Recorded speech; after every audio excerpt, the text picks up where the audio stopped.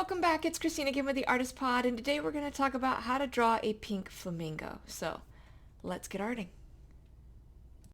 Alright, here's the flamingo. We won't have to draw it. We'll draw the feathers very much like we would with fur, where they're overlapping strokes, especially on a flamingo's head. Like, until you get into the body, you don't have those distinguishing feathers. Most birds, their heads have the sort of softer, shorter feathers. And flamingos are no different. It'll still look like feathers because we'll identify it as a bird. So they have that nice pink reddish, color for their feathers. They have kind of yellowish eyes.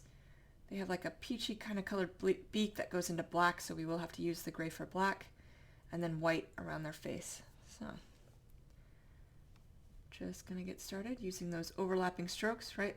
So it's a stroke and then I staggered in between. So there's always a stroke and then one in between, and we build it from there, following the contour of how I think the feathers would go.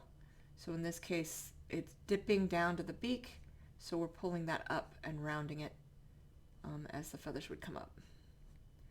No need to be perfect on the edge. Some feathers will likely stray, so that'll look more natural if they do.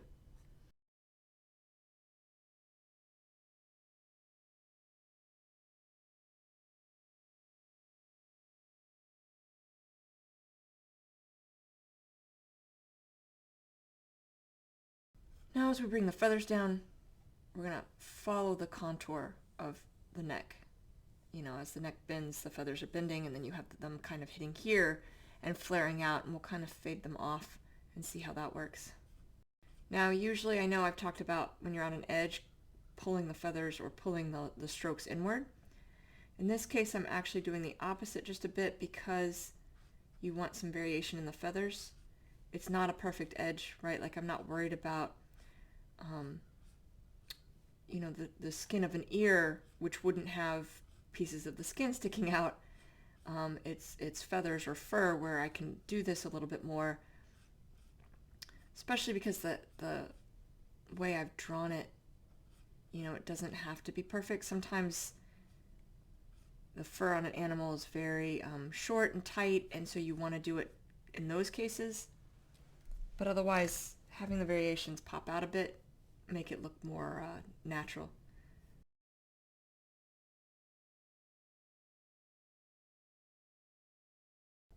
Now we're going to get the white. And the white is not feathers, it's skin.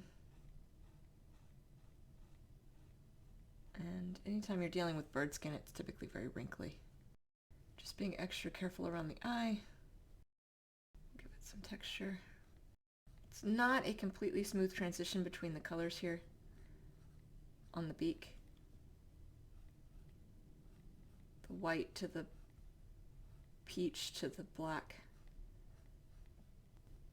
So we'll have some of the other colors mixed in addition to giving it texture, right? Like I'm making these up and down strokes to help give it some texture. Now in this case, I am going to be making my strokes in. It's a harder beak, so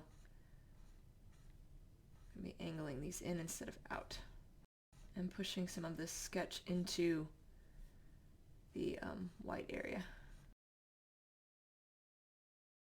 And now we're going to get the black, which is gray.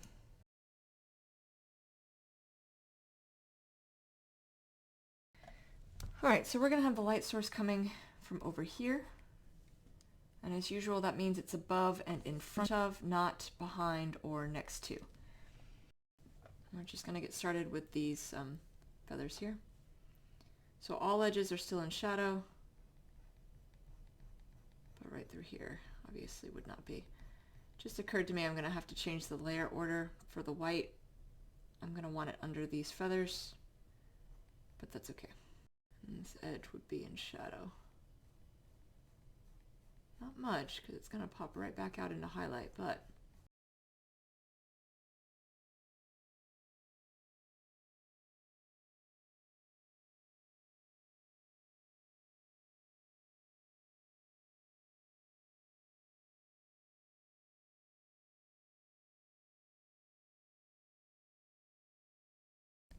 Now there's going to be some shadowing under his beak, even though it's coming from, above and in front of, so there would still be a lot of light hitting. There's going to be just that little bit of shadowing as it comes up under. And then, of course, on the back side, the shadow is going to be deeper as we follow the head down than on this side.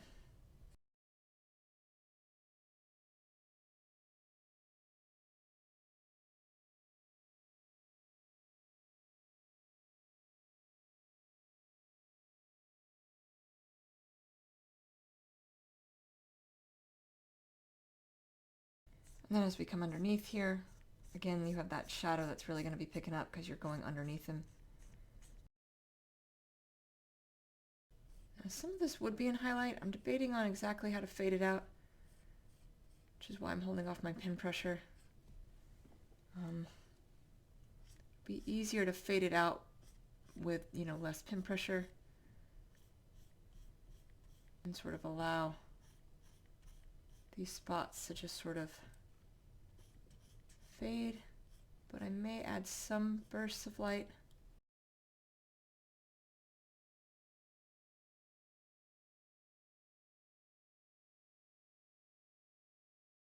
All right, I'm going to pull in a little bit of highlight in here.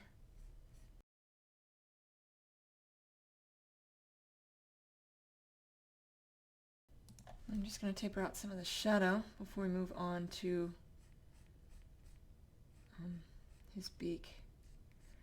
It's important, and it's easy to do on a flamingo like this, where you have a long, narrow spot, but it's important to make sure it doesn't look like, someone has photoshopped an effect where you have, shadow on either side and a highlight in the middle. So by modifying it until it looks right, usually helps. If you feel like a line is too strong or everything looks too uniform, if you can see it, so can other people, right? So it's just better to go in here, and it's easy to sort of feather in until it looks right.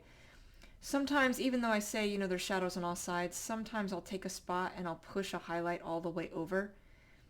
Even though there's shadows on all sides, or all edges, sometimes you would have deviations in the way the body's coming down and the height and stuff, so it might be picking up highlights and shadows differently.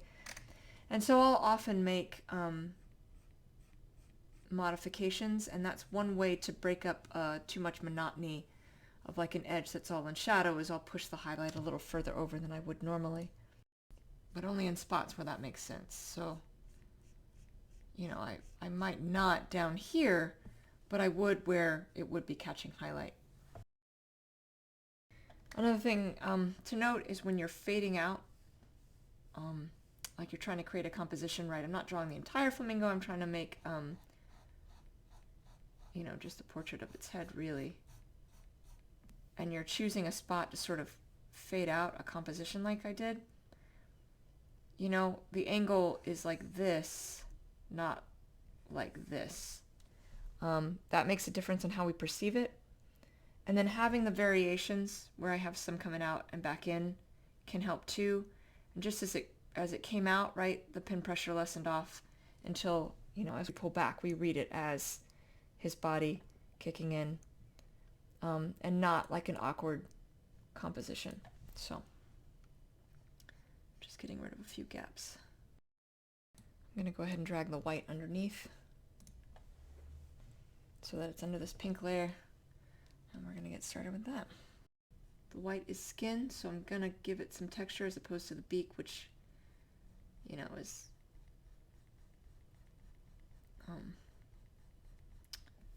beak. It's hard.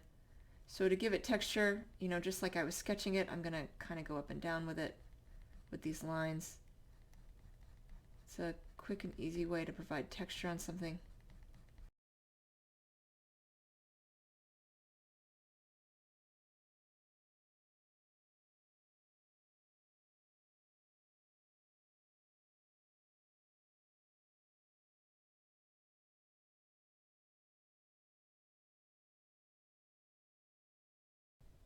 With the gray, since it's really black, it's always a bit harder to do, but it's just a matter of holding back the pin pressure and trying to make sure that the gray still appears as black.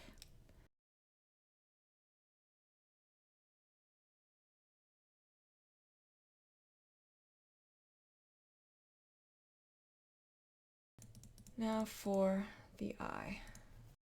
And I'm going to fill in the whole thing. Birds often, I do fill in the whole thing because of the nature of their eyes. What was that? A little harsh. And then we'll just use a lot of shadowing at the top. This eye's small enough, I might be able to get away with not doing it, but might as well just do it. I always take that select tool, the circular select tool, and just refine that edge. And now, you know, with the light source coming from over here, the pupil on the opposite side, so on this side this time it's going to have that light, that little burst of highlight. It's going to go into shadow on this edge of the pupil, and then all of this underneath on this side and then underneath it are going to be in highlight as well. So we're going to start with the pupil, but I'm going to zoom in. And it goes into shadow along the edge, but it also connects to this highlight underneath.